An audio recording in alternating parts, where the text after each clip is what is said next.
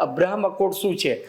Abraham અકોર્ડ એ છે કે જો તમને યાદ હોય તો 2020માં ડોનાલ્ડ ટ્રમ્પની જ્યારે પહેલી ટર્મ હતી ત્યારે ડોનાલ્ડ ટ્રમ્પે એવું કહ્યું હતું કે ઇઝરાયલ જે છે એના સંબંધો ઇસ્લામિક દેશો સાથે સામાન્ય થાય, આ બધા દેશો ઇઝરાયલ સાથે પર્યટન કરે, વેપાર કરે, સાંસ્કૃતિક આદાન પ્રદાન કરે અને એકબીજાના ધંધા રોજગાર જે છે સંવર્ધિત થાય, એના માટે ડોનાલ્ડ ટ્રમ્પે એક સમજૂતી કરાર જે છે ઊભો કર્યો હતો. અને એમની લાગણી એવી હતી કે યહૂદીઓ અને મુસ્લિમો એ બંને વચ્ચેના સંબંધો જે છે સામાન્ય બને, ખાસ કરીને વેપાર, પર્યટન, ટેકનોલોજી અને સુરક્ષા, ડિફેન્સ પોઈન્ટ ઓફ વ્યૂથી પણ.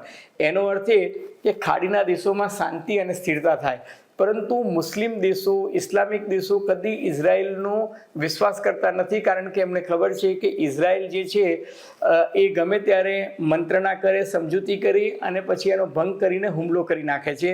લેબેનોનને એનો અનુભવ છે, યમનને એનો અનુભવ છે અને પેલેસ્ટાઇન અને ગાઝામાં તો છેલ્લા 3-4 વર્ષથી જે રીતે ઇઝરાયેલે જે ખૂનામરકી કરી છે એનાથી કોઈ ઇસ્લામિક દેશ ઇઝરાયલ સાથે દોસ્તી કરવા તૈયાર નથી.